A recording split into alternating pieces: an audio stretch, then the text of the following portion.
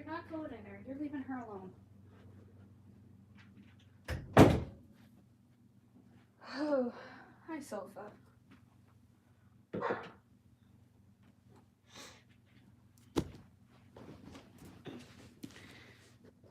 Hi. Hi.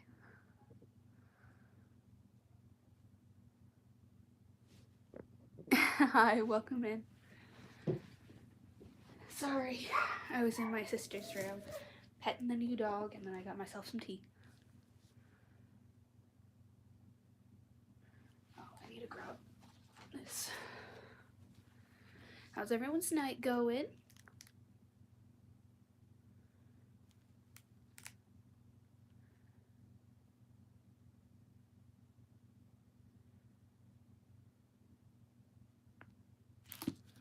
Hope everyone's doing well.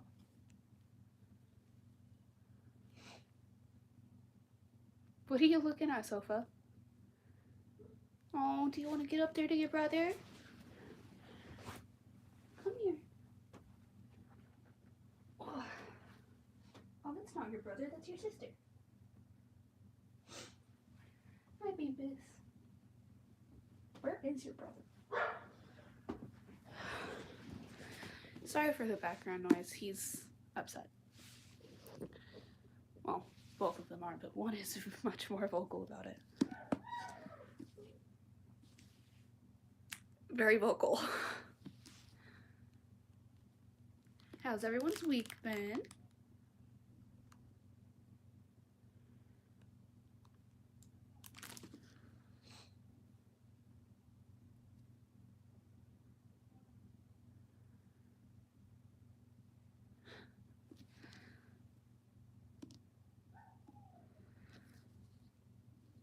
No, I don't. Plus, it's night, so no. What? That's not even relevant to what this live is about.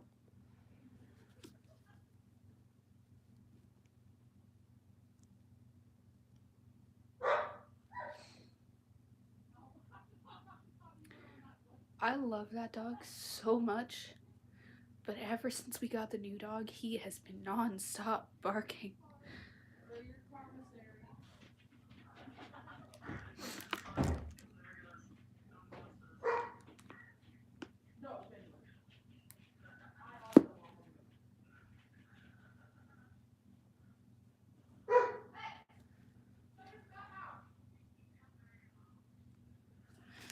Anyway, I hope everyone's had a good month. Hi, Minster.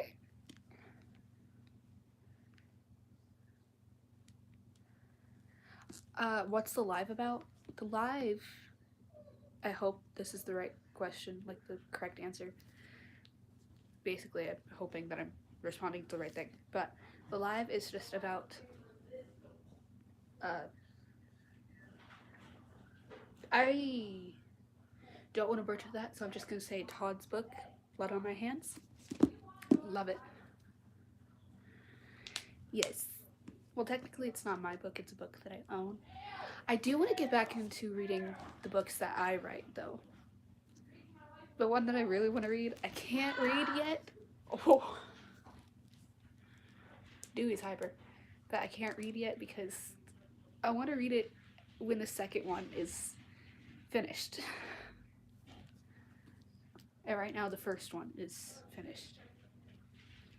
The second one's still a work in progress. I could read more of Horizon. It's alright, now I'm thinking. Bye, I guess. I think we can get started.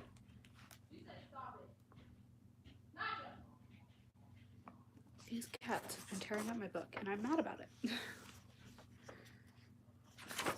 I have read this book a couple of times, and it is one of my favorites.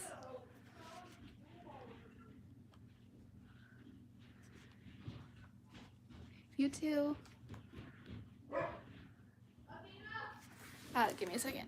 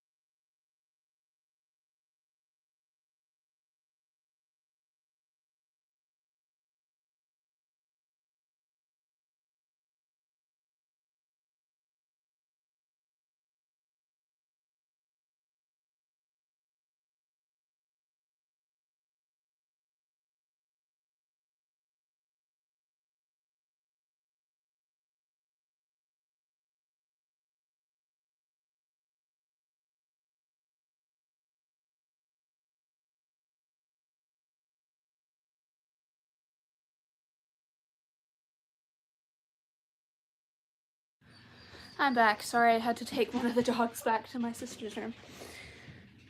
Hi, welcome in.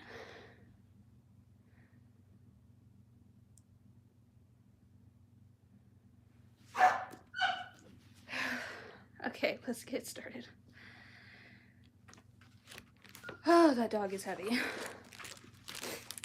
She's a big dog, though. Moo, girl, the door's open. There you go.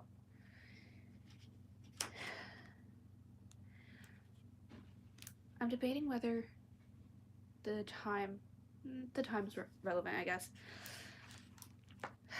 Saturday, 11:45 p.m.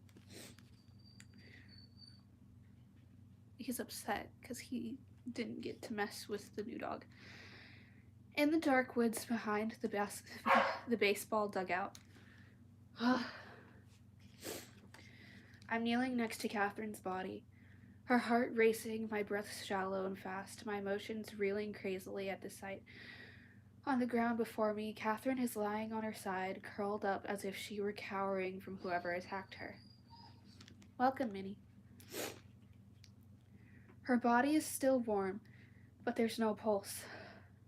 I know because I just pressed my index and middle finger against her sticky, wet neck, and then to her wrist to feel. I still don't know this word, so I'm gonna guess. I hope I say it right. Her carotid? I don't know. I've never seen it. This has a lot of medical terms in it.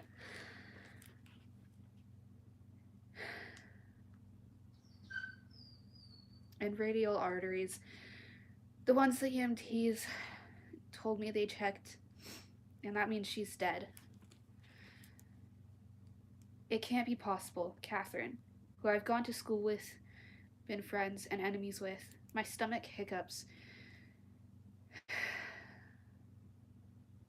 Sorry, I'm out of breath from picking up that dog.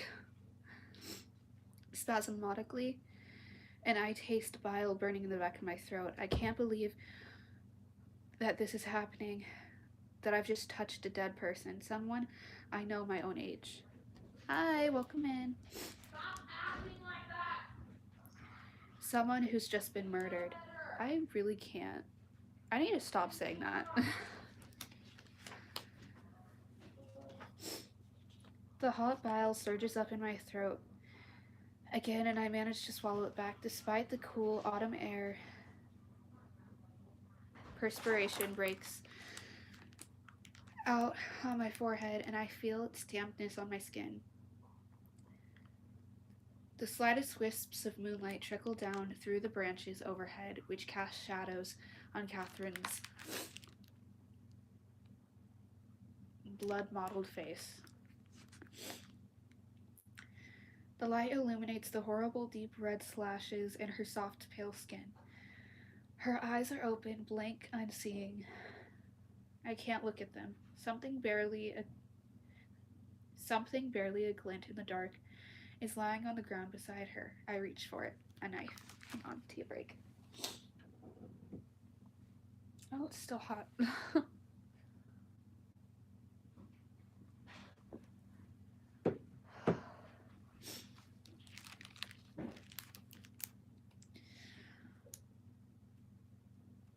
The handle is wet, but this wetness has a different feel than water. Thick and both slippy. I don't know why this word always gets me. Slippier. That's not how you say it, but I can't say it correctly. So I'm just gonna replace it with slippery and stickier than at the same time. I look down at the blade, blotched with blood. I can just make out near the handle a brand logo of two white stick figure men against a square red background.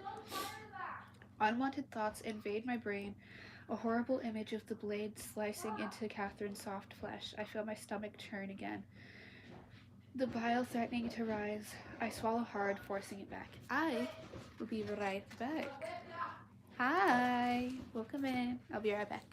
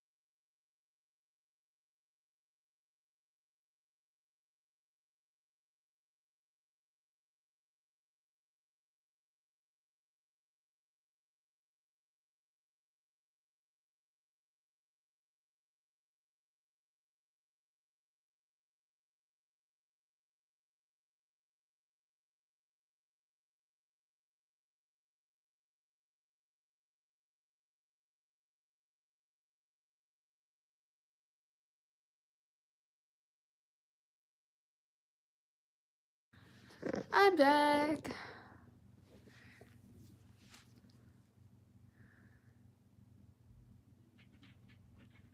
No one's angry. How am I doing? I'm doing pretty good. Anyway, sorry for leaving you guys for so long. Let's get back to the story. Through the trees, footsteps approached, rustling the brush and branches. People are coming. I feel their shadows looming over me, and I look up at their dark silhouettes. You killed her. That sounds like Dakota's voice. What? The words the words startle, like an unexpected punch. No, what are you talking about? That's not what happened. Why do you do it? Another voice demands. In the shadows behind the dugout, there's a small crowd now. Their dark faces are blur. You know why, Dakota answers before I can even think of what to say. There's a burst of light. Someone's taken a picture with the cell phone. I look down at the bloody knife in my hand. Oh no. Oh, sorry. Pop. Fear floods through me and I drop it. I didn't do anything. Just moments ago at the Kager, Dakota told me Catherine had disappeared and said I should go look for her by the baseball dugout. There's another flash. I spring to my feet, wiping my bloody hands on my jeans. How could they think I'd do such a thing? How could anyone do this to anyone? Call the cops, Dakota says. No, I cry. I mean, yes, you have to call them, but not because of me. I just found her here, I swear. People mutter. There's another flash. I take a step back. They can't be serious. They can't really believe Don't let her go, Dakota cautions. But I didn't do it. I blurt. God, look who's talking, someone says. Do you believe it? Says Dakota, of all people. The words pierce. Everyone knows why she's saying that. Because it's happened before. This is the second time in my life I've been this close to a bloodied, battered body. The second time I've seen the carnage one person can do to another. Both the dogs are at my door, sorry. Suddenly it's obvious they're never going to believe me. Not in a million years. Don't let her go, Dakota says with more urgency as I back further from the body. Panic-stricken, I turn and dive into the dark, running as fast as I can, crashing through the brush, slapping branches out of my way, stumbling on rocks, my face and arms being scratched by things I can't see. Get her, Dakota yells. Now her voice is more distant. They say I always ran. From the time I could walk, it was almost like I went straight from crawling to running. I was the kid in the hall the teachers were always telling to slow down, the one who'd run even when there was no rush. I'm little, only 4'10" and 98 pounds. Sorry, they're being loud. Sorry. Where was I?